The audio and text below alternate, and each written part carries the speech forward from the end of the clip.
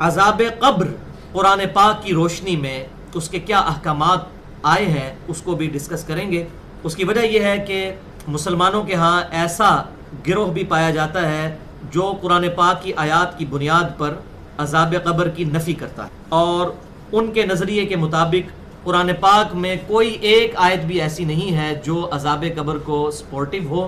یہ سارے کے سارے معاملات چونکہ احادیث میں آئے ہیں، اگرچہ صحیح بخاری اور مسلم کی احادیث میں ہے، وہ ان احادیث کو صحیح نہیں مانتے۔ حالانکہ اس سے بھی بڑی دلیل یہ ہے کہ اہل سنت اور اہل تشیع ان کے تمام آف شوٹس کا اس پر اتفاق ہے کہ عذاب قبر برحق ہے، اور قرآن حکیم میں بھی اس کے دلائل موجود ہیں۔ انشاءاللہ آج ہم ان کو ڈسکس بھی کریں، اور ہماری آج کی گفتگو انشاءاللہ تعالی مسئلہ نمبر 117A کے نام سے ہماری ویب سائٹ اہل سنت پاک.com پر ہمارے یوٹیوب کے چینل جو میرے نام پر ہے انجینئر محمد علی مرزا، اس کے تھرو اپلوڈ ہوگی، اور انشاءاللہ اس کا عنوان ہوگا مسئلہ نمبر 117A، عذاب قبر کا بیان قرآن حکیم کی روشنی۔ عذاب قبر کا بیان قرآن حکیم کی آیات کی روشنی میں، عذاب قبر کا بیان قرآن حکیم کی آیات کی روشنی میں۔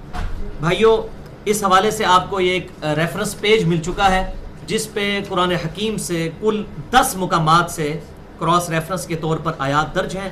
ان میں سے پہلا ریفرنس تو ہماری وہ آیات ہیں جو ترجمہ کلاس میں آج آئیں گی، سورۃ النحل کی آیت نمبر 28 سے لے کر 34 تک، اور 9 ریفرنسز اس کے علاوہ ہیں قرآن حکیم سے مختلف مقامات سے۔ انشاءاللہ ہم ان کو ایک انٹلیکچوئل ترتیب کے ساتھ ڈسکس کرتے چلے جائیں گے جس طرح میں نے ان کو درج کیا ہے، تاکہ یہ مقدمہ سمجھ آ جائے۔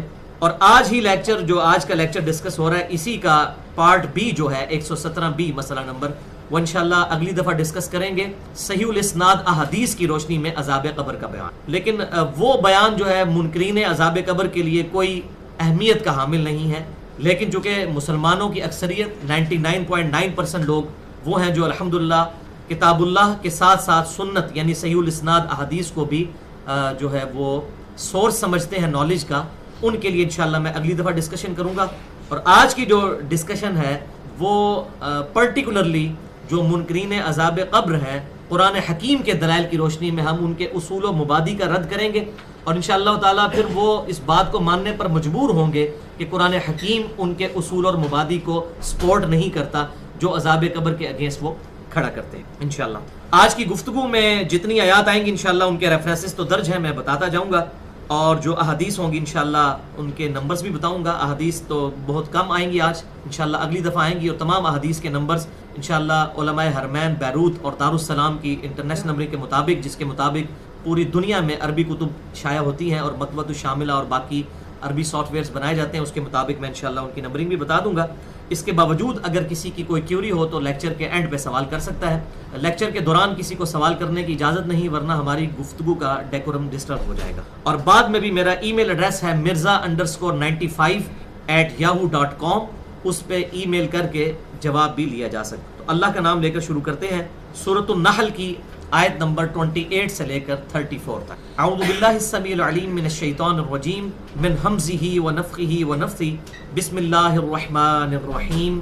سورۃ النحل آیت نمبر 28 سے لے کر 34 تک، کل 7 آیات۔ آپ کا جو ریفرنس پیج میں نے دیا ہے اس پہ یہ پہلا ریفرنس ہے، سورۃ النحل آیت نمبر 28 سے لے کر 34۔ الذین تتوفاہم الملائکہ، اب یہ جو اللہ تعالیٰ کے مجرم لوگ ہیں اور اللہ تعالیٰ کے انکاری لوگ ہیں، یا اللہ کو تو مانتے ہیں لیکن اس کی نہیں مانتے، ان کے کانٹیکسٹ میں گفتگو جاری ہے کہ یہ لوگ ایسے ہیں الذین تتوفاہم الملائکہ، کہ جب فرشتے ان پر موت طاری کرتے ہیں، ان کی روحوں کو قبض کرتے ہیں، ظالمی انفسہم، تو وہ اس حال میں ہوتے ہیں کہ وہ اپنی جان پر ظلم کر رہے ہیں، اللہ کے باغی اور نافرمان ہوتے ہیں، اس حال میں فرشتے ان کی روح نکالتے ہیں تعالی۔ تو ان پر کیا کیفیت طاری ہوتی ہے؟ فَأَلْقَوُا السَّلَمَ، تو وہ سر تسلیم خم کرتے ہیں فرشتوں کے سامنے، اگر تو سکتے نہیں ہیں، اور کہتے ہیں مَا كُنَّا نَعْمَلُ مِن سُوءٍ، کہ ہم آج سے پہلے کوئی برا کام نہیں کرتے۔ اب جب ان کو اپنی موت نظر آتی ہے سامنے اور عذاب کے فرشتے نظر آتے ہیں تو اپنا کانفیڈنس لوز کر جاتے ہیں۔ یہ تو انشاءاللہ میں اگلی دفعہ احادیث کی روشنی میں بتاؤں گا کہ وہ حالت کیا ہوتی ہے، نیک آدمی کے پاس فرشتے کس حال میں آتے ہیں اور بد آدمی کے پاس ولیعوذ باللہ تعالیٰ کس شکل میں فرشتے آتے ہیں۔ موت کے وقت یہ سٹیٹس بالکل کلیئر ہو جاتا ہے کہ میرے ساتھ بننے کیا والا ہے، تو اس وقت جو مجرم لوگ ہیں وہ کانفیڈنس لوز کر جاتے ہیں۔ تو وہ فرشتوں سے کہتے ہیں دیکھو دیکھو ہم نے کوئی جرم نہیں کیا، ہم کوئی برے کام نہیں کرتے. یہاں پر بھی جس نے جرم کیا ہوتا ہے جب اس کی پکڑ آتی ہے نا تو وہ اپنے جرم سے ہی منکر ہو جاتا ہے، انکار کرنے والا بن جاتا ہے. تو یہ جو مجرم لوگ ہیں وہ کہیں گے ہم تو کوئی جرم نہیں کرتے تھے، اور سر تسلیم خم کر دیتے ہیں فرشتوں کے سامنے. بلا ان اللہ علیم بما کنتم تعملون، کیوں نہیں، بے شک اللہ تعالی علم والا ہے اور جانتا ہے جو کچھ تم اعمال کیا کرتے. فرشتے کہتے ہیں کس کو دھوکہ دے رہے ہو، انہ علیم بذات الصدور، وہ اللہ جو کہ سینوں کے چھپے ہوئے رازوں کو بھی جاننے والا ہے، جس نے ٹائنیز ڈیٹیل تک ہر مخلوق کا ڈیٹا اپنے پاس پہلے ہی لوح محفوظ میں لکھ لیا ہے.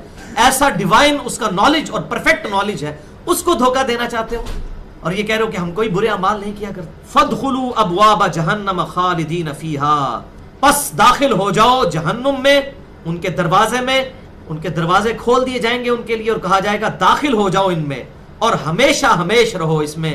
فلبئس مثوى المتکبرین، تو کیا ہی برا ٹھکانہ ہے تکبر کرنے والوں کا، حق سے اناد کرنے والوں کا، حق کو جھٹلانے اور ٹھکرانے والوں. یعنی مرتے ہی نزع کے عالم میں ہی فرشتے کہیں گے آ جاؤ عذاب کی. لہذا اصول اور مبادی ٹوٹ گیا منکرین عذاب قبر کا، جو کہتے ہیں کہ آخرت میں عذاب ہوگا.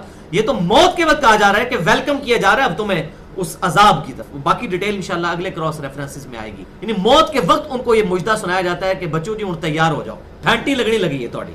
کیا ہی برا ٹھکانہ ہے تکبر کرنے والوں کا جو حق سے اناد کیا کر. صحیح بخاری اور مسلم کی متفق علیہ حدیث ہے جس کا مفہوم کچھ یوں ہے کہ آپ صلی اللہ علیہ وسلم نے فرمایا کہ جس پر موت طاری ہو گئی اس کی قیامت قائم ہو گئی، مرتے ہی قیامت قائم ہوگی اس شخص کے لیے. یعنی آخرت تو اس کی شروع ہو گئی نا مرنے کے ساتھ ہی. اسی لیے دیکھیں کیا پرفیکٹ دعا ہمیں سکھائی گئی ہے سورۃ البقرہ میں، اور بخاری اور مسلم کی متفق علیہ حدیث ہے. امام کائنات سید الاولین والآخرین شفیع المذنبین رحمت للعالمین سیدنا و مولانا امام اعظم محمد رسول اللہ صلی اللہ علیہ وآلہ وسلم، انس ابن مالک کہتے ہیں کہ آپ صلی اللہ علیہ وسلم کوئی اور دعا مانگے یا نہ مانگے، آپ کی اکثر دعا ہوا کرتی تھی اللہم ربنا آتنا فی الدنیا حسنہ وفی الآخرۃ حسنۃ وقنا عذاب النار. اے ہمارے رب، اے اللہ، ہمیں اس دنیا میں بھی بھلائیاں عطا فرما اور آخرت میں بھی بھلائیاں عطا فرما، اور آخرت کی سب سے بڑی بھلائی وقنا عذاب النار، ہمیں آخرت کے عذاب سے. تو دنیا میں بھی بھلائیاں اور آخرت میں بھی، اور آخرت کی بھلائی میں قبر کی بھلائی بھی شامل ہے اور پل صراط کی بھلائی بھی شامل ہے، میزان عمل کی بھی بھلائی شامل ہے. لہٰذا یہ جو علماء نے مولویوں نے اپنی طرف سے یہ دعا جوڑ دی ہے وقنا عذاب القبری وقنا عذاب الحشری وقنا عذاب المیزان، یہ بالکل فیبریکیٹڈ بات ہے. ان بیچاروں کا نالج بڑا لمیٹڈ ہے، ان کو پتہ نہیں ہے کہ آخرت میں قبر، حشر اور میزان عمل اور پل صراط سب داخل ہے. ہمارے محبوب صلی اللہ علیہ وسلم کی دعا بڑی جامع ہے، ربنا آتنا فی الدنیا حسنہ وفی الآخرۃ حسنۃ وقنا عذاب النار. یہ بڑی پرفیکٹ دعا ہے. اس لیے آپ دیکھیں سنن ابی داؤد میں صحیح حدیث ہے کہ آپ صلی اللہ علیہ وسلم طواف کعبہ میں صرف ایک ہی دعا مانگتے تھے، وہ بھی رکن یمانی سے لے کے حجر اسود تک وہ مستجاب دیوار کے سامنے سے گزرتے ہوئے وہ یہی دعا تھی ربنا آتنا فی الدنیا حسنہ وفی الآخرۃ حسنۃ وقنا عذاب النار. یعنی یہ پرفیکٹ دعا ہے، اس کے اندر سب کچھ شامل ہے. اور صحیح مسلم کی ایک حدیث ہے بڑی زبردست جو میں نے مسئلہ تقدیر میں بھی بیان کی تھی، مسئلہ نمبر 104 A B اور C کے اندر، کہ ایک صحابی جو تھے وہ اتنے بیمار ہوئے کہ بالکل چڑیا کی طرح ان کی حالت ہو گئی، کمزور ہو گئے، ہڈیوں کا ڈھانچہ بن گئے. تو آپ صلی اللہ علیہ وسلم ان کی عیادت کے لیے تشریف لائے تو آپ صلی اللہ علیہ وسلم نے فوراً بھانپ لیا، بینگ این انٹلیکچوئل پرسنالٹی. آپ نے فرمایا اور تو اللہ سے کیا مانگتا ہے؟ تو انہوں نے کہا یا رسول اللہ میں اللہ سے دعا کرتا ہوں اے اللہ جو تو نے مجھے آخرت میں عذاب دینا ہے دنیا ہی میں دے لے. آپ نے کہا سبحان اللہ، اللہ پاک ہے، کیا تو اللہ تعالیٰ کے عذاب کو سہنے کی سخت رکھتا ہے؟ تو یہ دعا کیوں مانگتا ہے؟ تجھے تو چاہیے تھا تو دعا مانگتا ربنا آتنا فی الدنیا حسنہ وفی الآخرۃ حسنۃ وقنا عذاب النار. اے اللہ ہمیں اس دنیا میں بھی بھلائیاں عطا فرما اور آخرت میں بھی بھلائی عطا فرما، اور سب سے بڑی بھلائی وقنا عذاب النار، دوزخ کے آگ کے عذاب سے. تو آپ نے اس کو یہ دعا تعلیم کی. صحابہ کہتے ہیں اس نے وہ دعا مانگنی شروع کی تو چند ہی دنوں میں اس کی صحت بالکل واپس، الحمدللہ. یہ صحیح مسلم میں حدیث. تو یہ ہے اسلام کی تعلیمات. اسلام کوئی فنیٹک دین نہیں، معاذ اللہ استغفر اللہ. اسلام بڑا پرفیکٹ دین ہے اور یہ فطرت کے مطابق، اس میں کوئی ایگزیجریشن نہیں. کیا ہی برا ٹھکانہ ہے فَلَبِئْسَ مَثْوَى الْمُتَكَبِّرِينَ، تکبر کرنے والا. اچھا اس تکبر کی صحیح ڈیفینیشن جو ہے وہ صحیح مسلم کی اس حدیث میں ہے. انٹرنیشنل نمبر کے مطابق کتاب الایمان چیپٹر میں 265 نمبر حدیث ہے. آپ صلی اللہ علیہ وسلم نے ارشاد فرمایا جس کے دل میں رائی کے دانے کے برابر بھی تکبر ہوا تو جنت اس شخص پر حرام ہے، وہ آگ میں جائے. صحابہ نے عرض کیا اللہ کے محبوب صلی اللہ علیہ وسلم بسا اوقات انسان کی خواہش ہوتی ہے کہ اس کے کپڑے اچھے ہوں، اس کی جوتیاں اچھی ہوں، کیا یہ بھی تکبر ہے؟ تو آپ صلی اللہ علیہ وآلہ وسلم نے ارشاد فرمایا یہ تکبر نہیں ہے، اللہ خوبصورت ہے اور خوبصورتی کو پسند فرماتا ہے، تکبر یہ ہے کہ تم حق بات سے عناد کرو اور دوسروں کو حقیر جانو۔ حق بات سے عناد کرنا سب سے بڑا تکبر، یعنی دل نے گواہی دے دی کہ بات سچی ہے لیکن پھر نہیں مانی۔ اتنے بڑے بڑے بزرگ پاگل ہیں، اتنے بڑے بڑے علماء پاگل ہیں، ان کو بات نہیں سمجھ آئی، کل کے چھوکرے کو یہ بات سمجھ آ گئی ہے، میں اس کی بات کیوں مانوں؟ یہ ہے تکبر۔ بھائی ہم کب کہتے ہیں آپ ہماری بات مانو؟ ہم تو کتاب اللہ اور سنت سے ریفرنس پیش کرتے ہیں، آپ نے ماننا ہے تو کتاب اللہ اور سنت کو ماننا ہے۔ ہم تو اپنے محبوب صلی اللہ علیہ وسلم کے ڈاکیے کی حیثیت سے پرفیکشن کے ساتھ انٹلیکچوئل لیول پہ ان کا پیغام آپ تک پہنچانے کی کوشش کر رہے ہیں۔ ہم کب کہہ رہے ہیں کہ ہم فائنل اتھارٹی ہیں؟ ہم تو ریفرنس سے بات کرتے ہیں۔ Dictionary is always authority. But کے spelling B U T but ہے یا بی اے ٹی بٹ ہے، یہ ڈکشنری بتائے گی۔ اگر ڈکشنری کہتی ہے بی یو ٹی بٹ تو کوئی پی ایچ ڈی انگلش اس کو بی اے ٹی بٹ نہیں بنا سکتا، اور کوئی پرائمری کلاس کا student B U T but کہہ کے غلط ڈکلیئر نہیں ہو سکتا، اس کی ڈگری نہیں اس سے مانگی جائے بلکہ حق بات کی پیروی کی جائے۔ تو حق بات سے اناد کرنا یہ ہے تکبر۔ کسی کو پتہ چل گیا جب اس نے آیت سن لی ایاک نعبد و ایاک نستعین، اے اللہ ہم صرف تیری ہی عبادت کرتے ہیں اور غائب میں مدد کے لیے تجھی کو پکارتے ہیں، دعا تجھی سے کرتے ہیں، ظاہری اسباب تو آپ اختیار کر سکتے ہیں، وتعاونوا علی البر والتقوی ولا تعاونوا علی الاثم والعدوان کے، لیکن غائب میں کسی کو پکارنا یہ دعا، اور دعا اللہ کے ساتھ خاص ہے۔ اس کے بعد یا علی مدد کہے تو تکبر ہی ہے اس کے اندر، یا شیخ عبد القادر جیلانی کو پکارے مشکل کشادگی کے لیے تو تکبر ہی ہے۔ ایک شخص نے خود دیکھ لیا بخاری اور مسلم میں جو اہل سنت کی مین سٹریم کی کتاب ہے، ٹاپ آف دا لسٹ، کہ آپ صلی اللہ علیہ وسلم رکوع میں جاتے وقت اور رکوع سے اٹھتے وقت رفع الیدین کرتے تھے، اور ایون اہل تشیع کے ہاں بھی جتنی احادیث پائی جاتی ہیں ان میں بھی یہ رفع الیدین موجود ہے، پوری امت کا اجماع ہے اس کے اوپر سوائے احناف کے، تو اب اس کے اندر تکبر ہی ہوگا نا کہ وہ حق بات قبول نہ کرے۔ دل نے گواہی دے دی حق بات ہے تو اس کو قبول۔ تو تکبر یہ ہے کہ تم حق بات سے اناد کرو، صحیح مسلم 265، اور دوسروں کو حقیر جانو، یعنی خود اچھا لباس پہننا کوئی بری بات نہیں ہے، لیکن اس لباس کے ساتھ انسان میں کوئی ایسا تکبر پیدا ہو جائے کہ دوسروں کو حقیر سمجھنا شروع کر دے، پھر اس کا لباس جو ہے وہ واقعی تکبر کی ہے، اور اگر اس کے دل میں ایسی کوئی نیت نہیں ہے تو اللہ تعالیٰ کے ہاں کوئی گرفت نہیں۔ وقیل للذین اتقوا ماذا انزل ربکم، اور جب کہا جاتا ہے ان لوگوں سے تو تقوی اختیار کرتے ہیں اپنے رب کا کہ تمہارے رب نے کیا نازل کیا ہے تمہارے لیے، قرآن کے بارے میں جب ان سے پوچھا جاتا ہے قالوا خیرا، تو وہ کہتے ہیں یہ خیر ہے جو اللہ نے ہمارے لیے۔ کیسی خیر ہے کہ پیپر آؤٹ کر دیا آخرت کا پہلے ہی کہ یہ تمہارے ساتھ ہونے والا ہے۔ للذین احسنوا فی ہذہ الدنیا حسنا، اور یہ وہ نیک لوگ ہیں جن کے لیے دنیا میں بھی بھلائیاں ہیں، ولدار الآخرۃ خیر، اور آخرت کا گھر جو ہے وہ تو بہت اچھا ہے ان لوگوں کے لیے جو تقوی اختیار کریں، وَلَنِعْمَ دَارُ الْمُتَّقِينَ، اور ضرور متقین کے لیے وہ بڑا خوبصورت ٹھکانہ ہے آخرت۔ جنات عدن يدخلونها تجری من تحتها الانہار، ابھی دیکھ لیں سائملٹینیس کنٹراسٹ چل رہا ہے، پہلے دوستیوں کا ذکر ہوا اب جنتیوں کا ذکر ہے، اور ان کی بھی موت کا وقت آئے گا اس کا بھی ذکر اسی میں آئے گا۔ جنتیں ہیں ان کے لیے ہمیشہ کے باغ ہیں رہنے کے لیے، تجری من تحتها الانہار، ایسی جنتیں جن کے نیچے نہریں بہتی ہوں، لہم فیہا ما یشاؤون، اور اس جنت میں ان کے لیے ہر وہ چیز ہوگی کہ جو وہ خواہش کرے، جنت میں ہر وہ شے ہوگی جو ان کی خواہش ہوگی، یعنی ہر بندے کی خواہش ڈیفرنٹ ہوگی، ایک ڈاکٹر کی خواہش ڈیفرنٹ ہوگی، ایک انجینئر کی خواہش ڈیفرنٹ ہوگی، ایک فلاسفر کی خواہش ڈیفرنٹ ہوگی، اس کے دنیا میں جو عقدے حل نہیں ہوئے ہوں گے وہ اللہ تعالیٰ سے ڈسکن کرے گا۔ تو انسان کو اپنے دل میں اچھی اچھی خواہشیں آخرت کے حوالے سے رکھنی چاہیے۔ مثلا میں نے اپنے دل میں خواہش رکھی ہوئی ہے کہ اگر میں جنت میں انشاءاللہ پہنچنے میں کامیاب ہو گیا انشاءاللہ، تو میں اللہ تعالیٰ سے یہ ریکویسٹ کروں گا کہ مجھے اپنے پروفٹ صلی اللہ علیہ وسلم کی پوری زندگی کی ویڈیو دکھائی، آپ کی پیدائش سے لے کر آپ کی وفات، یعنی میری خواہش ہے، اللہ تعالیٰ اس خواہش کو کوئی مشکل نہیں، اللہ تعالیٰ اس سے بڑی بڑی خواہشات۔ مسئلہ تقدیر اکثر لوگ پوچھتے ہیں، میں نے تو بڑی کوشش کی ہے اس کو سمجھانے کی، 6.5 گھنٹے کی گفتگو ہے، مسئلہ نمبر 103، 104A، 104B، 104C، بہرحال کسی خاص حد تک ہی ہم سمجھا سکے ہیں قرآن و سنت کے ڈیٹے کی روشنی میں، 200 آیات کراس ریفرنس کے طور پر میں نے پیش، بہرحال پھر بھی چند چیزیں ایسی ہیں جن کا سولوشن ہمارے پاس نہیں ہے۔ ہم مسئلہ تقدیر بھی اللہ تعالیٰ سے ڈسکس کر سکتے ہیں، جنت میں پہنچ، اور جتنی خواہشات کسی شخص کے لیے ہو سکتی وہ چیزیں ڈسکس کر سکتا ہے، اللہ تعالیٰ اس کی خواہشات کے مطابق اس کو نوازے۔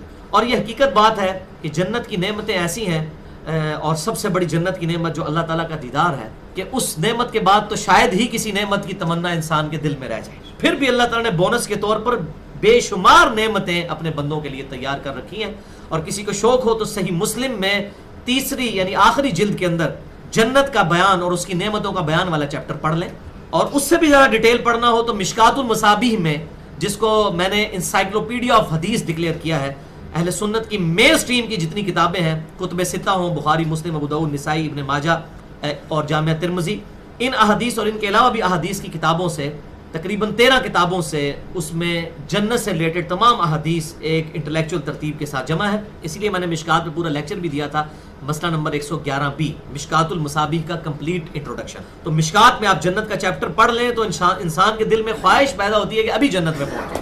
لیکن بھائی جی اتنا سوکھا کام نہیں ہے، اگے وہ گل بھی آ رہی ہے. کذالک یجزی اللہ المتقین، اللہ تعالیٰ اسی طرح جزا دیتا ہے پرہیزگاروں. دودھ پینے والے مجنو نہیں، پرہیزگار. پرہیزگار کون ہوتا ہے؟ ڈر جانے والا کون ہوتا ہے؟ جسے یہ پتا ہو کہ میری accountability on the day of judgment ہونے والی ہے. قرآن پاک کے لیے بھی ہے نا، ہدی للمتقین ہے، ڈر جانے والوں کے لیے. یہ متقین سے یہ نہ سمجھے کہ داڑھی پگڑی کا ذکر ہو رہا ہے، نہیں، ڈر جانے والا، جس کو یہ بات پتا چل جائے کہ کسی ہستی نے مجھے بغیر میری مرضی کے پیدا کیا ہے اور وہ میرے ساتھ کچھ بھی کرنے پر قادر ہے، وہ ہے اصل میں ڈر جانے والا. افحسبتم انما خلقناکم عبثا وانکم الینا لا ترجعون، کیا تم نے یہ گمان کیا کہ ہم نے تمہیں ویسے ہی پیدا کر دیا ہے اور تمہیں لوٹ کے ہمارے پاس نہیں آنا؟ بڑی سیریس کریشن ہے ہیومن بینگ کی، پرپسفل کریشن ہے. اللہ تعالیٰ کی تخلیق کا کلائمیکس ہے یہ انسان، فضول نہیں. ربنا ما خلقت ھذا باطلا، اللہ یہ تو نے سب کچھ جو ہے یہ باطل تو پیدا نہیں فرمایا، یہ تو عیب ہے باطل شے کو بنانا. اللہ تعالیٰ تو عیب سے ہر چیز کسی مقصد ہو. پوری کائنات اللہ تعالیٰ نے انسان کے لیے پیدا کی اور انسان کو اپنے لیے پیدا کیا. وما خلقت الجن والانس الا لیعبدون، میں نے جن اور انسانوں کو نہیں پیدا کیا مگر صرف اس لیے کہ وہ میری عبادت کرے. اور عبادت ہے اللہ تعالیٰ کی محبت کے ساتھ اس کی اطاعت کرنا، صرف نمازیں پڑھنا نہیں، اطاعت، ٹوٹل اوبیڈینس گاڈ کی، مسجد میں بھی اور مسجد سے باہر بھی، حقوق اللہ بھی اور حقوق العباد بھی. یہ ٹوٹل پیکج ہے جو اللہ تعالیٰ نے جس کی بنیاد پہ یا ایھا الذین آمنوا ادخلوا فی السلم کافہ، اے ایمان والو اسلام میں پورے کے پورے داخل ہو. ادھا تتر تے ادھا بٹیر نہیں اللہ نو چاہیے، صحیح دودھ پینے والے مجنو نہیں بلکہ پریکٹسنگ مسلم. الا الذین آمنوا وعملوا الصالحات وتواصوا بالحق وتواصوا بالصبر، یہ 4 شرائط جو پوری کریں گے، ایمان لانے والے، نیک اعمال کرنے والے اور پھر حق بات کی تلقین کرنے والے. خود نہیں نیک اعمال صرف کریں گے، لوگوں کو بھی نیکی کی طرف بلائیں گے اور اس کا لازمی نتیجہ ہے کہ پھر صبر کی تلقین بھی کرنی پڑے گی. حق بات جب آپ بیان کریں گے تو پھینٹی سے پائی جی لگے گی، سیدھی جی بات، یہ ہو ہی نہیں سکتا پھینٹی نہ. پھر صبر کی تلقین، یہ 4 ہے، ڈیٹم لیول ہے کامیابی کے.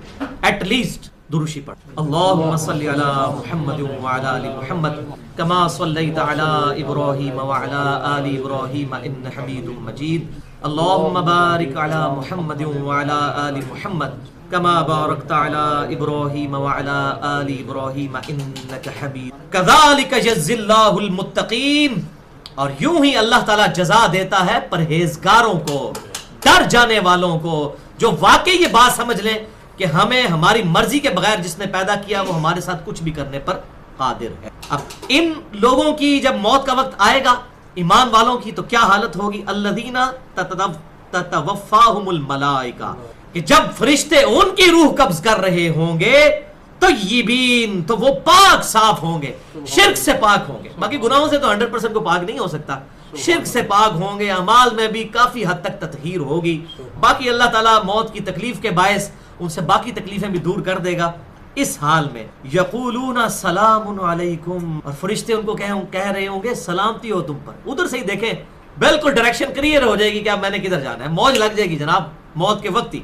سلام علیکم، جب موت کے فرشتے اور وہ ساری پارٹی جو آئی ہے ملک الموت کے ساتھ، وہ انسان کو اس حال میں موت کی خوشخبری سنا رہی ہو کہ سلام علیکم یا ایتھا النفس المطمئنہ ارجعی الی ربک راضیۃ مرضیہ فادخلی فی عبادی وادخلی جنتی. اے اطمینان والی جان، اس حال میں اپنے رب کی طرف لوٹ کہ تیرا رب تجھ سے راضی، تو اپنے رب سے راضی، آ میرے بندوں میں داخل ہو، میری جنت میں آ جا. جب اس حال موت کے وقت ہی، باقی لوگ تو رو رہے ہوں گے لیکن اس کے لیے خوشی کے لمحات، ہمیشہ کی اربوں خربوں سال کی کامیابیاں شروع. صحیح مسلم میں حدیث ہے، دنیا اور آخرت کی مثال اس طرح ہے جیسے کوئی شخص سوئی ڈبوئے سمندر کے اندر، تو اس سوئی کی نوک کے ساتھ جتنا پانی لگے گا وہ دنیا کی زندگی ہے اور سمندر آخرت کی. یہ بھی سمجھانے کے لیے انفینٹ. اس قسم کی 17 حدیث بخاری اور مسلم سے میں نے اپنے لیکچر مسئلہ نمبر 51 میں بیان کی ہیں. رزق حرام کی مذمت، دنیا پرستی کا انجام اور اس کا علاج، اور ساتھ ہی ساتھ کراس ریفرنس کے طور پر تقریباً 10 آیات قرآن حکیم سے دنیا کی محبت کی مذمت اور مال کی مذمت پر، رزق حرام کی، حلال کی نہیں، رزق حرام کی مذمت پہ بیان کی جاتی ہے. تو فرشتے کہیں گے تم پر سلامتی ہو، ادخلوا الجنت بما کنتم تعملون، داخل ہو جاؤ جنت میں اپنے اعمال کے بدلے میں. صرف ایمان لانا کافی نہیں ہے، اپنے اعمال کے بدلے میں. اللہ تعالیٰ دیکھ لیں کس چیز کے اوپر ساری بنیاد رکھ رہا ہے، اعمال کی. اللہ کی رحمت کی بھی ضرورت. بخاری اور مسلم کی متفق علیہ حدیث ہے، کوئی شخص محض اپنے اعمال کی بنیاد پہ جنت میں داخل نہیں ہو سکتا. صحابہ نے عرض کیا اللہ کے محبوب کیا آپ بھی؟ آپ نے فرمایا ہاں میں بھی، جب تک میری رب کی رحمت مجھے ڈھانپ نہ لے میں بھی جنت میں نہیں داخل ہوں. تو رب کی رحمت ہماری کمزوریوں کو کمپنسیٹ کرے گی، اللہ کے محبوب صلی اللہ علیہ وسلم کی شفاعت ہماری کمزوریوں کو کمپنسیٹ کرے گی. پرفیکٹ تو کوئی بھی نہیں ہو سکتا، لیکن اعمال بھی ساتھ ضروری ہیں. جس طرح کسان بیج بوتا ہے، اس میں ہل چلاتا ہے، یہ اس کی محنت ہے. پھر رحمت کی بارش ہوتی ہے تو فصل اگتی ہے. صرف بارش سے بھی فصل نہیں اگنی اور صرف بیج بونے سے بھی فصل نہیں اگنی. اس طرح اعمال کے بیج بونے ہوں گے، اللہ کی رحمت اور اس کے محبوب صلی اللہ علیہ وسلم کی شفاعت اللہ کے اذن سے ہوگی، تو انشاءاللہ تعالی ہمارے لیے نور علی نور ہو جائے. داخل ہو جاؤ جنت میں اعمال کے بدلے میں. هل ينظرون الا ان تأتيهم الملائکہ او یأتی امر ربک، کیا لوگ اس انتظار میں ہے کہ فرشتے ان کے پاس آ جائیں موت کے وقت ان کی روح قبض کرنے کے لیے، پھر انہوں نے بندے کا پتر بننا ہے، اس سے پہلے انہوں نے اپنی اصلاح نہیں کرنی، یا ان کے رب کا امر آ جائے، فیصلہ ہو جائے ان کے لیے. اللہ کا عذاب دنیا میں بھی آ سکتا ہے، موت کا وقت آ جائے، اس وقت کا انتظار کر رہے ہیں. کذالک فعل الذین من قبلہم، بالکل اس طرح اگلے لوگ بھی کیا کرتے تھے. وما ظلمہم اللہ، اور اللہ نے ان پر ظلم نہیں کیا، ولکن کانوا انفسہم یظلمون، بلکہ وہ لوگ خود اپنی جانوں پر ظلم کرتے تھے. اگر اللہ تعالیٰ نے کسی کے لیے ڈیسیژن کیا ہے دوزخ کا تو ان کے اپنے اعمال کی وجہ سے کیا ہے. اللہ تعالیٰ ظالم نہیں ہے، اللہ تعالیٰ فرماتا ہے میں نے کسی پر ظلم نہیں کیا، انہوں نے خود یہ جہنم اپنے لیے خرید. سورۃ الدہر میں واضح آیت ہے انا ہدیناہ السبیل اما شاکرا و اما کفورا، ہم نے تو ہدایت کا راستہ واضح کر دیا ہے، چاہو تو شکر گزاری کی روش اختیار کرو، چاہو تو نہ شکر. یہ تو من چلے کا سودا ہے، جس نے لینا ہے کھٹا لینا ہے کھٹا لے، میٹھا لینا ہے میٹھا لے. اللہ تعالیٰ زبردستی نہیں کسی کے ساتھ کر. زبردستی کرنی والی مخلوق تو اللہ نے پہلے پیدا کی ہوئی ہے، فرشتے. ہم تو وہ مخلوق ہیں جنہوں نے اپنی چوائس سے اپنے رب کو چوز کرنا ہے، اور یہی انسان کے پاس سب سے بڑی دولت الحمدللہ. اور میں اگلے دن غور کر رہا تھا اس بات کے اوپر، ایک بھائی نے توجہ دلائی کہ اللہ تعالیٰ جو قرآن پاک میں بار بار کہتا ہے میں غفور الرحیم ہوں، معاف کرنے والا ہوں، تو واللہ یہ ٹائٹل صرف اس لیے ہے کہ انسان ہے، فرشتوں سے تو غلطی نہیں ہوتی ہے. جو اللہ تعالیٰ بار بار کہتا ہے میں بخشنے والا مہربان ہوں، تو یہ ٹائٹل ہے ہی ہماری وجہ سے، کیونکہ ہم نے غلطیاں کرنی ہے اور اپنے رب کی طرف رجوع لانا ہے تو اللہ نے معاف کرنا ہے. فرشتے تو غلطیاں کرتے ہی نہیں ہیں.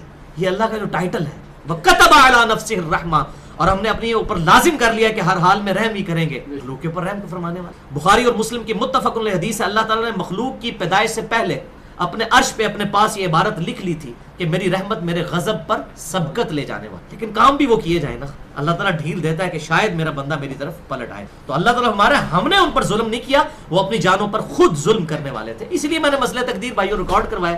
مسئلہ نمبر 103 104 A B اور C 200 آیات سے 6.5 گھنٹے میں تقدیر کے اوپر ایکسکلوسیو گفتگو ہے، اور اس میں میں نے ساری بخاری اور مسلم کی وہ احادیث بھی ڈسکس کی ہیں جن سے بظاہر جو ہے وہ جبریہ کے عقیدے کو سپورٹ ملتی ہے. تو اہل سنت کا جو مذہب ہے وہ جبریہ اور قدریہ کے درمیان ہے. فَأَصَابَهُمْ سَيِّئَاتٌ، پس ان کو سزا ملی، آ پکڑا ان کو سزا نے، ما عملوا، جو وہ اعمال کیا کرتے، وَحَاقَ بِهِمْ مَا كَانُوا بِهِ يَسْتَهْزِئُونَ، اور آ گھیرا ان کو اس عذاب نے جس کا وہ مذاق اڑایا کرتے. موت کے وقت ہی ان پر عذاب آ گیا، پھر ان کو پتہ چل گیا کہ بھائی اب یہ تو ڈائریکشن ہماری اس طرف جا رہی، لیکن اس وقت پچھتانے کا کوئی فائدہ نہیں ہے. آ گھیرا اس عذاب نے جس کا دنیا میں وہ مذاق اڑایا، والعیاذ باللہ تعالی. لہٰذا بھائیو یہ پہلا ریفرنس جو ہم نے سورۃ النحل کی آیات نمبر 28 سے لے کر 34 تک ڈسکس کی ہیں، اس میں بھی آپ دیکھ لیں بالکل ڈائریکشن کلیئر ہو رہی ہے کہ موت کے وقت ہی عذاب کا مجدہ سنا دیا جائے گا یا اللہ کی نعمتوں کا مجدہ سنا دیا اسی وقت، ایگزیکٹ انہی لمحات کے نزع کے عالم میں. لہٰذا انہی آیات سے میرے ذہن میں یہ بات آئی. میرا ارادہ نہیں تھا، یہ سمجھ لیں میں نے کوئی مغرب سے تھوڑی دیر پہلے ارادہ کیا کہ اس کانٹیکسٹ میں ساری آیات جمع کی جائیں، پھر بڑی محنت کر کے 2 گھنٹے کے اندر یہ الحمدللہ انٹلیکچوئل ترتیب سے یہ 10 آیات جمع کی ہیں. لہٰذا یہاں پر یہ بات سمجھ لیجئے بھائیو، قرآن حکیم کی روشنی میں اللہ تعالیٰ کے عذاب کی کل 4 قسطیں ہیں، 4 اقساط ہیں، 4 پورشنز میں اللہ تعالیٰ کا عذاب نازل ہوتا ہے والعیاذ باللہ تعالیٰ اپنے نافرمان بندوں پر. نمبر 1، اس دنیا کی زندگی میں عذاب آ جاتا ہے اللہ تعالیٰ کی طرف سے. دنیا کی زندگی میں بھی اللہ تعالیٰ عذاب نازل فرما دیتا ہے قرآن حکیم کی روشنی. آج ہماری پوری ڈسکشن قرآن پاک کے حوالے سے ہے، احادیث انشاءاللہ اگلی دفعہ عذاب قبر کے. تو عذاب کی پہلی قسط اس دنیا کی زندگی میں قرآن حکیم کی روشنی میں وہ آیات بھی انشاءاللہ ہم ڈسکس کریں گے. دنیا میں آتی ہے پہلی قسط اللہ تعالیٰ کے عذاب. دوسری قسط اس قرآن کی روشنی میں موت کے وقت، اس کی ہلکی سی جھلک تو ہم نے سنی دھمکیوں کی شکل میں، اگلی آیات آئیں گی کہ موت کے وقت منہ اور پیٹھ پر ہتھوڑے مارتے ہیں فرشتے، نزع کے عالم ولیعوذ باللہ۔ وہ دوسری عذاب کی قسط آتی ہے قرآن حکیم کی روشنی اللہ کے نافرمان بندے۔ تیسری عذاب کی قسط آئے گی قبر کے اندر، انشاءاللہ اس کی دلیل بھی قرآن حکیم کی روشنی میں ہم ڈسکس کریں گے، اور احادیث میں تو ڈیٹیل سے بخاری و مسلم میں پورے چیپٹرز ہیں، اہل سنت کے ہاں بھی اہل تشیع کے ہاں بھی موجود ہیں۔ اور چوتھی قسط ہے بھائیو، الٹیمیٹ قسط، وہ آخرت کا عذاب، دوزخ کا، اس پہ تو پوری انسانیت کا اجماع ہے، صرف مسلمانوں کا نہیں، پوری انسانیت کا، accountability of the day of judgment, قیامت کے دن کی جواب دہی اور آخرت کا الٹیمیٹ عذاب ولیعوذ باللہ تعالی۔ اللہم اجرنا من النار، اللہم اجرنا من النار، اللہم اجرنا من النار، اللہم من احییتہ منا فاحیہ علی الاسلام ومن توفیتہ منا فتوفہ علی الایمان، اللہم ربنا آتنا فی الدنیا حسنہ وفی الآخرۃ حسنۃ وقنا عذاب النار۔ یہ آپ صلی اللہ علیہ وسلم کی سنت مبارکہ ہے، بخاری اور مسلم میں کتنی حدیث ہیں کہ جب اس طرح کی آیات آتی تھیں تو اللہ کے محبوب صلی اللہ علیہ وسلم فوراً دعائیں کرنا شروع، ایون اپنی نفلی نمازوں میں بھی دعائیں شروع کر دیتے تھے اسی وقت جب اس قسم کی آیات ڈسکس ہوتی۔ تو بھائیو یہ جو چار اقساط ہیں عذاب کی، نمبر 1 دنیا کی زندگی میں، نمبر 2 موت کے وقت، نمبر 3 قبر میں، اور نمبر 4 آخرت میں، انہی کے کانٹیکسٹ میں اگلے ریفرنسز ہیں۔ ریفرنس نمبر 2 سورہ السجدہ کی آیت نمبر 21، اس ثبوت میں کہ دنیا کی زندگی میں بھی اللہ تعالیٰ کی طرف سے عذاب آتا ہے۔ وَلَنُذِيقَنَّهُم مِّنَ الْعَذَابِ الْأَدْنَىٰ دُونَ الْعَذَابِ الْأَكْبَرِ، اور ہم ضرور مزہ چکھائیں گے ان کو دنیا کی زندگی میں بھی اس آخرت کے بڑے عذاب سے پہلے، لَعَلَّهُمْ يَرْجِعُونَ، تاکہ یہ ہماری طرف پلٹ آئیں۔ دنیا میں تکلیفیں اللہ تعالیٰ کی طرف سے عذاب اس لیے آتے ہیں کہ انسان تکلیف میں فوراً اللہ کی طرف مائل ہو تو شاید اس کا قبلہ درست ہو۔ مثال کے طور پر ہمارے جو انٹرنیشنل لیول کے کرکٹر ہیں سعید انور صاحب، ان کی اگر وہ 8-9 سال کی بیٹی کینسر میں مبتلا ہو کر فوت نہ ہوتی تو شاید وہ اللہ تعالیٰ کو کبھی بھی اس طرح سیریس نہ لیتے، ادھر سے ان کی زندگی، دنیا کی زندگی میں بظاہر ان پہ یہ آزمائش اور عذاب کی شکل میں آیا، لیکن ان کے لیے اس میں خیر آیا، وہ بیٹی تو انشاءاللہ جنت میں ہے، ظاہر ہے کہ وہ حالت بلوغت سے پہلے فوت ہوئی، لیکن ان کی زندگی پلٹ۔ ہمارے جو اختلافات ہیں وہ اپنی جگہ، لیکن بہرحال انہوں نے ایک زندگی دوسری چھوڑ کر ایک اچھی زندگی کو اڈاپٹ کی۔ اس طرح جنید جمشید کو دیکھ لیں، باقی لوگوں کو دیکھ لیں، بس اوقات انسان پہ ایسی تکلیفیں آتی ہیں کہ انسان اللہ کی طرف پلٹ آتا ہے۔ ہمارے اپنے جاننے والوں میں بھی کئی لوگ ہوں گے، کسی کا جوان بیٹا فوت ہوا تو کسی کی والدہ فوت ہوئی تو کسی کا بھائی فوت ہوا تو فوراً وہ اللہ کی طرف پلٹ آتے ہیں۔ تو یہ ہے ثبوت سورہ السجدہ آیت نمبر 21 کہ دنیا کی زندگی میں بھی عذاب آتا ہے۔ وَلَنُذِيقَنَّهُم مِّنَ الْعَذَابِ الْأَدْنَىٰ دُونَ الْعَذَابِ الْأَكْبَرِ لَعَلَّهُمْ يَرْجِعُونَ، ہم بالضرور دنیا کی زندگی میں بھی عذاب کا مزہ چکھائیں گے ان کو اس بڑے دن کے عذاب سے پہلے، تاکہ یہ ہماری طرف پلٹ آئیں۔ وَلَنَبْلُوَنَّكُمْ بِشَيْءٍ مِّنَ الْخَوْفِ وَالْجُوعِ وَنَقْصٍ مِّنَ الْأَمْوَالِ وَالْأَنفُسِ، وہ بھی تو ہے دنیا میں اللہ تعالیٰ تکلیف کے ذریعے مال اور جان کے اندر اور پھلوں میں نقصان کے ذریعے آزماتا ہے، آزمائش بھی ہوتی ہے اور بس اوقات تکلیف بھی اللہ تعالیٰ سے کی طرف سے عذاب کی شکل میں آتی ہے، شاید اللہ کی طرف پلٹ آئے۔ اگلا ریفرنس نمبر 3 ہے سورۃ الانعام کی آیت نمبر 93، جو بالکل کلیئر کٹ بتائے گی کہ دوسرا عذاب کی جو قسط ہے وہ موت کے وقت آتی ہے، نزع کے عالم میں، جب انسان کے اوپر موت کی غشی طاری ہوتی ہے۔ وَلَوْ تَرَىٰ إِذِ الظَّالِمُونَ فِي غَمَرَاتِ الْمَوْتِ، کاش تم وہ وقت دیکھ لو اے غافل انسان جب ظالموں پر موت کی غشی طاری ہوتی ہے۔ وَالْمَلَائِكَةُ بَاسِطُو أَيْدِيهِمْ، اور فرشتے اپنے ہاتھ بڑھا رہے ہوتے ہیں ان کی طرف ان کی روح کو نکالنے کی۔ تو اگلی دفعہ میں حدیث بتاؤں گا کہ کس تکلیف میں انسان ہوتا ہے اس وقت۔ اخرجوا انفسکم، اور فرشتے ان کو غصے کی حالت میں کہتے ہیں نکالو اپنی جانیں۔ الیوم تجزون عذاب الہون، آج تمہیں مزہ چکھایا جائے گا ذلت امیز عذاب کا، بما کنتم تقولون علی اللہ غیر الحق، اس چیز کے سبب جو دنیا میں تم اللہ پر جھوٹ باندھا کرتے۔ جھوٹ بڑی مختلف شکلوں میں، شرک بھی ایک جھوٹ ہے اور یہ بھی جھوٹ ہے کہ جی اے جہاں مٹھا اگلا کس نے ڈٹھا، او جی اللہ تعالیٰ بڑا غفور رحیم ہے، معاف کر دے گا، یا اللہ جو کچھ بھی ہے تیرے محبوب کی امت سے ہیں، باغی ہیں، بے ایمان ہیں، حرام خور ہیں، جو کچھ بھی ہے اسی بندے دا پتر کو نہیں بننا، یا اللہ اس طرح انسانوں قبول کر، جو کچھ بھی ہے تیرے محبوب کی امت سے۔ یہ اللہ پر جھوٹ باندھا، یعنی محبوب صلی اللہ علیہ وسلم کا نام لے کر تو اس قسم کے کرتوت کیے اللہ کے بارے میں، جو اللہ بڑا غفور رحیم ہے۔ یہ بات صحابہ کو نہیں پتا تھی، انبیاء کو نہیں پتا تھی۔ قرآن کا مقدمہ یہ کہہ رہا ہے کہ اللہ تعالیٰ کی رحمت کے اوپر غلط بنیاد رکھ دو، ایسا نہیں، پورا قرآن پاک دھمکیوں سے بھرا ہوا۔ تو آج چکھو اس عذاب کی طرف، تمہیں چکھایا جائے گا مزہ، جزا دی جائے گی تمہیں، سزا دی جائے گی اس عذاب کی ذلت امیز بما کنتم تقولون علی اللہ غیر الحق، اس کے سبب جو تم اللہ کے بارے میں جھوٹ باندھتے. اب دیکھیں موت کے وقت اللہ تعالیٰ کہہ رہا ہے کہ عذاب تو فوراً ہی ہے، قیامت تو پتہ نہیں 1000 سال بعد آنی ہے، کسی کے لیے 2000 سال بعد آنی ہے، لیکن اسی وقت کہا جا رہا ہے کیونکہ مرتے ہی آخرت قائم ہے.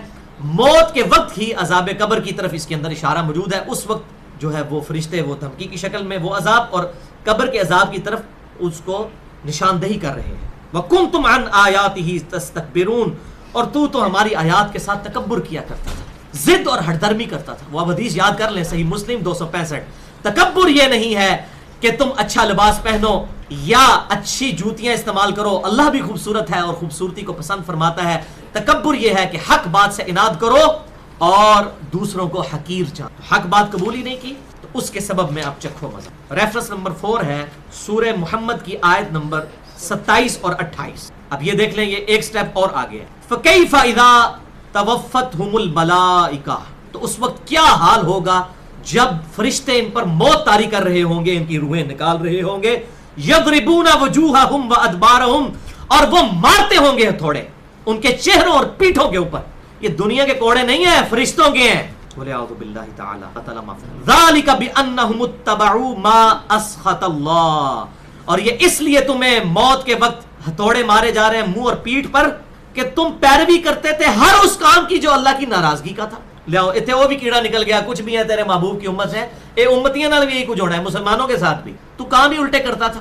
اللہ نے سود کو حرام کیا تھا تو سود خور تھا. اللہ تعالیٰ نے نماز کا 700 دفعہ سے زیادہ حکم دیا تھا تو بے نمازی تھا.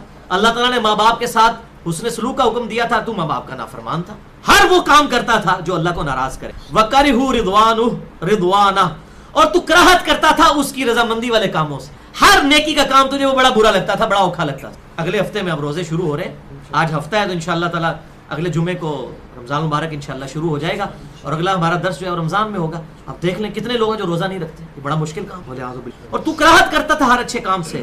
فَأَحْبَطَ أَعْمَالُهُمْ، تو اللہ تعالیٰ نے تیرے باقی اعمال بھی ثبت کر لیے ہیں. اگر تو نے کہیں کوئی نظر نیاز دی ہوئی تھی نا اللہ کے نام کی اور تو یہ سمجھتا تھا کہ خیر نمازیں نہ بھی پڑھی تو یہ نیاز میری کام آ جائے گی اللہ کے نام پہ دی ہوئی، تو وہ سارے اعمال تیرے برباد کر دیے اللہ تعالیٰ نے اگر تو نے مین سٹریم کے احکامات کی پیروی نہیں. وَلِعَاذُ بِاللَّهِ. ریفرنس نمبر 5 سورۃ الانفال آیت نمبر 50 اور 51. بہت سخت آیات ہے. وَلَوْ تَرَىٰ إِذْ يَتَوَفَّى الَّذِينَ كَفَرُوا، کاش اے انسان تو وہ وقت دیکھ لے جب کافروں کی موت کا وقت قریب. اب یہ کافر کا ترجمہ مولوی والا نہیں کرنا، کافر سے جارج بش یا کلنٹن نہ ذہن میں آ جائے.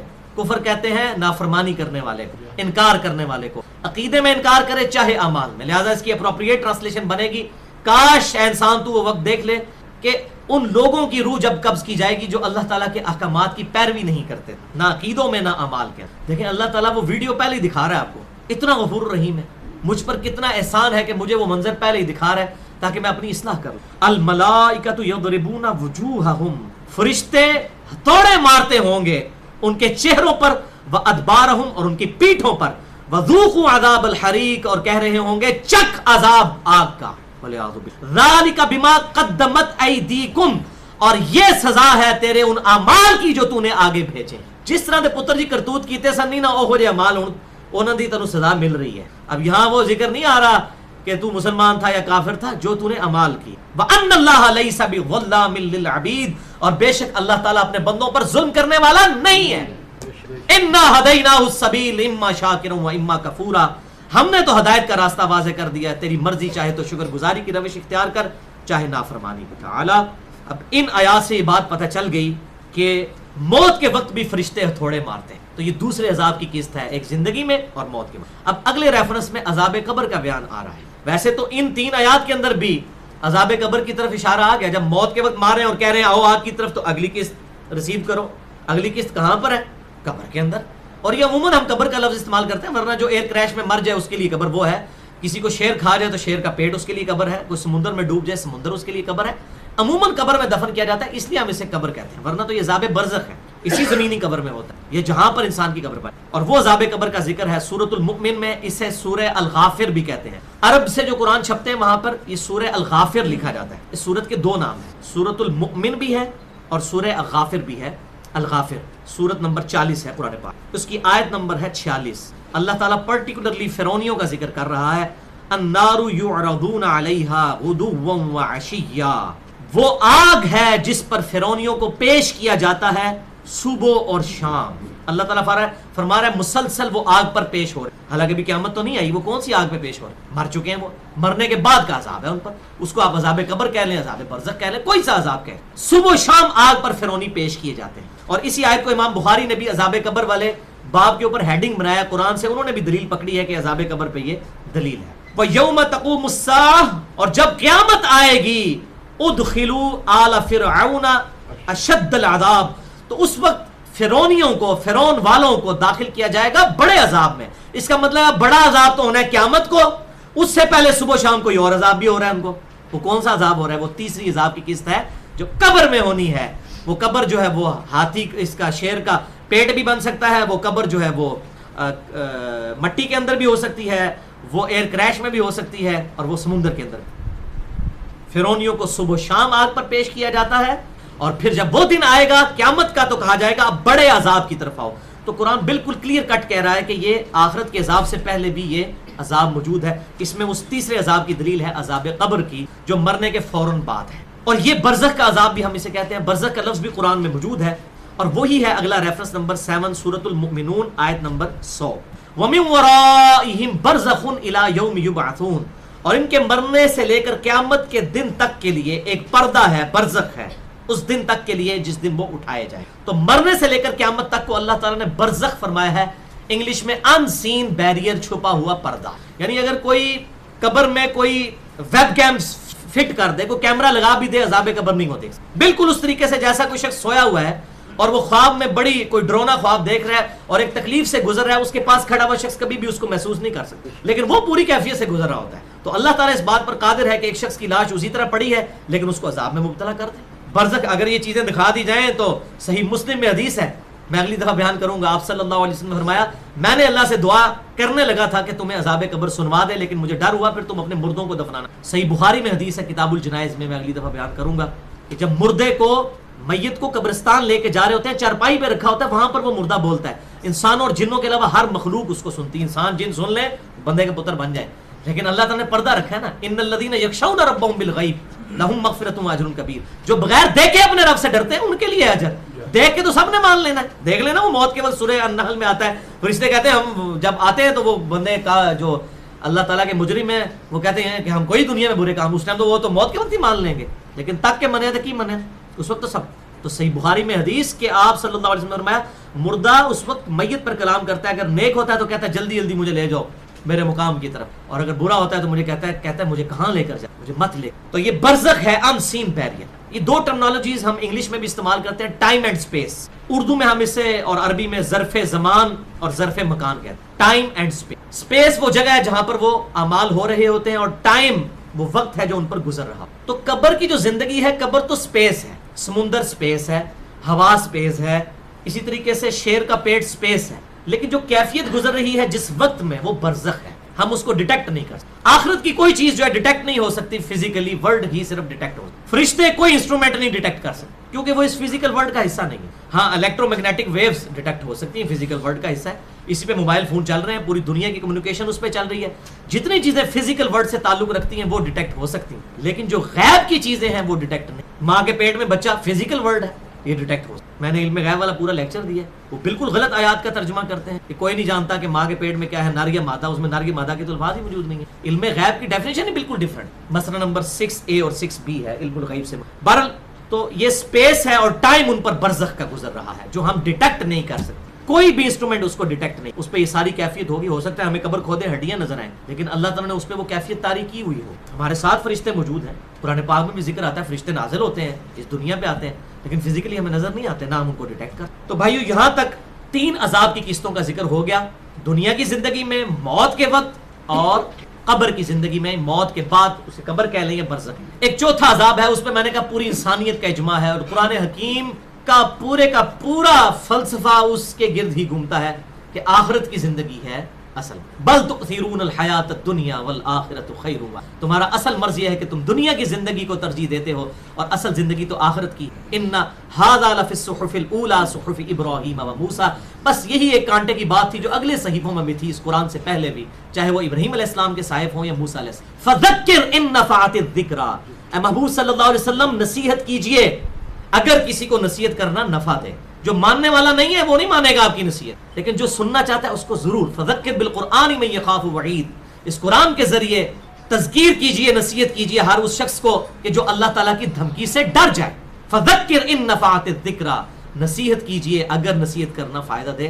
سیذکر من یخشی، اس کو نصیحت کیجئے جو واقعی ڈرتا ہے، جسے فکر لگ گئی ہے کہ مجھے میری مرضی کے بغیر کسی نے بنایا ہے.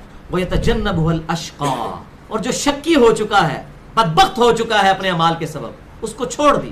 الذی یصلی النار الکبریٰ، پھر ہم اس کو بڑی آگ پر پیش کریں گے. ثم لا یموت فیہا ولا یحیا، نہ پھر وہاں پر اسے زندگی آئے گی نہ موت آئے گی. اور قرآن پاک میں آتا ہے کہ وہ کہے گا کہ مجھے یا اللہ موت آ جائے. اللہ تعالیٰ مانگے گا ہزاروں موتیں مانگ آج، اب موت نہیں آئے گی، موت تیرا فیصلہ نہیں تمام کرے. تو پورے قرآن کا مقدمہ ہے. میں اس کے کراس ریفرنس کے طور پہ میں نے آیات نہیں ڈالی یہاں پر. کسی کو شوق ہو تو قرآن حکیم کی جو آخری منزل ہے جس میں 65 صورتیں ہیں، سورہ قاف سے لے کے 50 نمبر سورت سے لے کر اینڈ تک، یہ کل 65 صورتیں، ان کا مرکزی ٹاپک ہی آخرت کا ہے، خصوصاً آخری جو پارہ ہے. تو یہ تو سورہ قاف تو 26ویں پارے میں آتی ہے. یہ آخری پوری منزل جو ہے سورہ قاف سورت نمبر 50 سے لے کر اینڈ تک، پورے قرآن پاک میں جو آخرت کے حوالے سے، عذاب جہنم کے حوالے سے ڈسکشن ہے، اس کا کلائمیکس اس قرآن حکیم کی اس منزل میں موجود ہے. لہٰذا اس کو ہم سکپ کر. اب بھائیو آخری 3 ریفرنسز ڈسکس کرنے سے پہلے یہ بات سمجھ لیں کہ منکرین عذاب قبر جو ہیں، منکرین حدیث، ان کے پاس بنیادی طور پر 2 دلائل ہیں عذاب قبر کو ٹھکرانے کی. ایک دلیل تو یہ ہماری پوری ڈسکشن میں ویسے ہی ہوا بن کر اڑ چکی ہے ان کی، اور وہ ان کی دلیل ہے کہ چونکہ انسان کا حساب کتاب آخرت میں ہونا ہے، لہٰذا معاذ اللہ اللہ تعالیٰ پر ظلم لازم آئے گا اگر وہ قبر میں عذاب دے. یہ تو اللہ تعالیٰ کر ہی نہیں سکتا، بغیر حساب کے اللہ تعالیٰ کیسے عذاب دے سکتا ہے. تو یہ وہ جسٹیفیکیشن اپنا اصول اور مبادی کھڑا کرتا ہے، حالانکہ ان کو پتہ نہیں کہ اللہ تعالیٰ کا حساب و کتاب کوئی میرے آپ والا نہیں ہے کہ اینڈ پہ جا کے ہم نے ٹوٹل کرنا ہے. اللہ تعالیٰ تو ایک ایک لمحے میں ہمارے اعمال سے واقف ہے اور آنے والے وقت سے بھی واقف ہے. اللہ تعالیٰ اگر دنیا میں عذاب دے، موت کے وقت عذاب دے، قبر میں دے، اللہ تعالیٰ وہ نہیں کوئی پوچھ سکتا. جو سورۃ الانبیاء میں آتا ہے نا کہ اللہ تعالیٰ کو کوئی نہیں پوچھ سکتا اس نے یہ اعمال کیوں کیے، اور اللہ کے علاوہ ہر ہستی سے پوچھا جا سکتا ہے کہ اس نے یہ اعمال. میں نے مسئلہ تقدیر 104A-B-C میں ڈیٹیل سے. تو بھائی اللہ تعالیٰ کو کیا معاذ اللہ استغفر اللہ ضرورت ہے آخرت کا انتظار کرنے کی؟ اللہ تعالیٰ کو تو پتہ ہے، اس نے شاکلہ دیا. دنیا میں تو کوئی انسٹرومنٹ کسی کو جج ہی نہیں کر سکتا. ایون ہر انسان کے حالات مختلف ہیں، اسی لیے قیامت والے دن نیکیاں تولی جائیں گی، گنی نہیں جائیں گی. ہو سکتا ہے کہ آپ کی ایک نیکی میری 1 لاکھ میں بھاری ہو جائے. یعنی مجھے جو حالات دیے گئے تھے میں کروڑوں نیکیاں کر سکتا تھا، آپ کو جو حالات دیے گئے تھے اس میں آپ ہزاروں ہی کر سکتے تھے، آپ نے وہ کر لی. میں کروڑوں نہیں لاکھوں کر سکا، میں ناکام ہو گیا، آپ کامیاب ہو گئے. تو یہ تو کوئی حساب رکھ ہی نہیں سکتا سوائے اللہ کے. تو اللہ تبارک و تعالیٰ آخرت کے دن سے پہلے بھی کسی کو عذاب دے تو اس پہ کوئی ظلم لازم نہیں آئے گا. اس کے ڈیوائن علم میں تو ہر چیز موجود ہے. لہٰذا یہ ان کا اصول اور مبادی ٹوٹ گیا قرآن کی ان آیات کی روشنی میں جو ہم نے ڈسکس کی ہیں کہ اللہ تعالیٰ دنیا کی زندگی میں عذاب دیتا ہے. سورہ سجدہ آیت نمبر 21 ہم نے سن لی. اس کے بعد 3 ریفرنسز ہم نے سنے، سورہ الانعام کی آیت نمبر 93، سورہ محمد کی آیت نمبر 27 اور 28، سورۃ الانفال کی آیت نمبر 51 اور 50 اور 51، جس کے اندر کلیئر کٹ آیا کہ موت کے وقت فرشتے تھوڑے مارتے ہیں. ابھی آخرت کا تو حساب ہوا ہی نہیں، کیوں مار رہے ہیں پھر بغیر حساب کے. اس کے بعد پھر سورہ الغافر جسے سورۃ المؤمن کہتے ہیں، اس کی آیت نمبر 46 میں کلیئر کٹ آیا کہ فرعونی صبح شام آگ پر پیش کیے جا رہے ہیں اور پھر آخرت کے دن بڑے عذاب پر پیش کیے جائیں گے. ابھی حساب ہی نہیں ہوا تو پہلے کیوں ہو رہا ہے؟ تو یہ ان کا اصول اور مبادی ٹوٹ گیا. لہٰذا ان کی یہ دلیل بالکل 0 سے ملٹیپلائی ہو گئی. جو کہتے ہیں کہ جی عذاب اللہ تعالیٰ کیسے دے سکتا ہے، تو قرآن حکیم میں تو تضاد نہیں ہے. سورۃ النساء کی آیت نمبر 82 ہے. اگر یہ قرآن اللہ کے علاوہ کسی اور کی طرف سے ہوتا تم اس میں اختلاف کثیر پاتے کہ آیات ٹکرا رہی ہوتی. تو قرآن کی آیات تو نہیں ٹکرا رہی ہیں، اصل میں آپ نے مقدمہ ہی غلط سمجھا ہے. عذاب کی 4 قسطیں ہیں، دنیا کی زندگی میں، موت کے وقت، اور قبر کی زندگی، اور پھر آخرت. تو یہ ان کی ایک دلیل تھی مضبوط جو ٹوٹ گئی. اور دوسری دلیل ان کی جو بڑی مضبوط دلیل ہے اس کو ہم آخری 3 آیات کے کانٹیکسٹ میں ڈسکس کریں گے. اور وہ ان کی دلیل یہ ہے، یہ جو اگلی 2 آیات آ رہی ہیں، سورۃ المؤمن کی آیت نمبر 11 اور 12 اور سورۃ البقرہ کی آیت نمبر 28. وہ کہتے ہیں کہ قرآن حکیم میں واضح آیا ہے کہ 2 زندگیاں اور 2 موتیں ہیں. اگر ہم قبر کی کوئی زندگی مان لیں تو یہ تیسری زندگی ہو جائے گی، اور یہ قرآن سے ٹکراتی ہے. قبر میں انسان کیسے زندہ ہو سکتا ہے؟ قرآن تو کہہ رہا ہے 2 زندگیاں اور 2 موتیں ہیں. حالانکہ ہمارا یہ دعویٰ ہی نہیں ہے کہ قبر میں زندگی وہ والی زندگی ہے جو دنیا کی زندگی ہے. دنیا کی زندگی میں تو انسان کو سانس کی ضرورت ہے, قبر کی زندگی کے لیے سانس کی ضرورت نہیں ہے, خون کے چلنے کی ضرورت نہیں ہے. وہ تو دنیا کی زندگی میں اسے قیاس ہی نہیں آپ کر سکتے.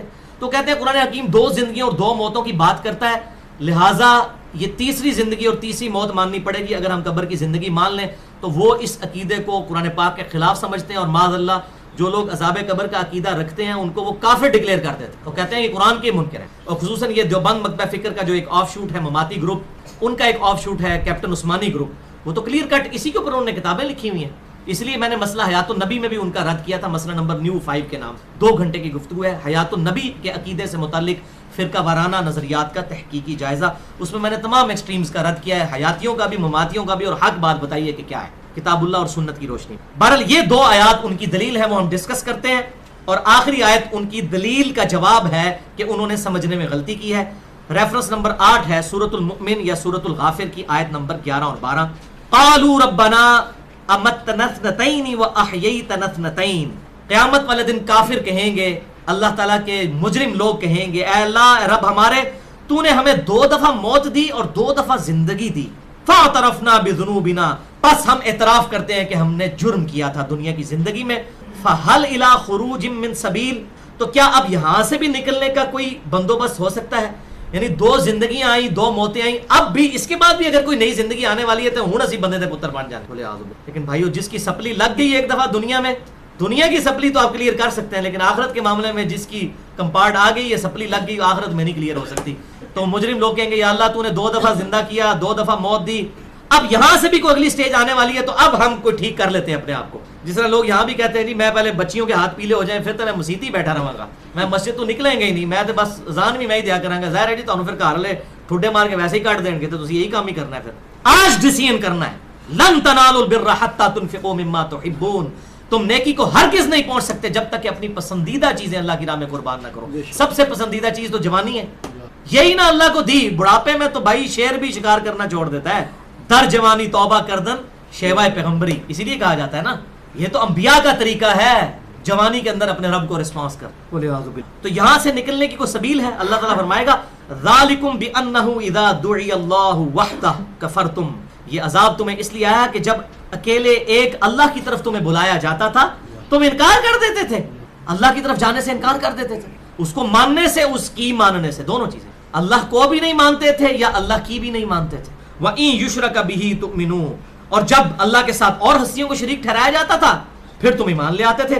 فَالْحُكْمُ لِلَّهِ الْعَلِيِّ الْكَبِيرِ, تو حکم, الٹیمیٹ حکم تو اس اللہ کا ہے جو عالی ہے اور بڑا مرتبے والا ہے. آج تو بادشاہت اللہ کی ہے. لِمَنِ الْمُلْكُ الْيَوْمِ لِلَّهِ الْوَاحِدِ الْقَهَّارِ, آج کے دن کس کی بادشاہت ہے؟ اس اللہ واحد قہار کی.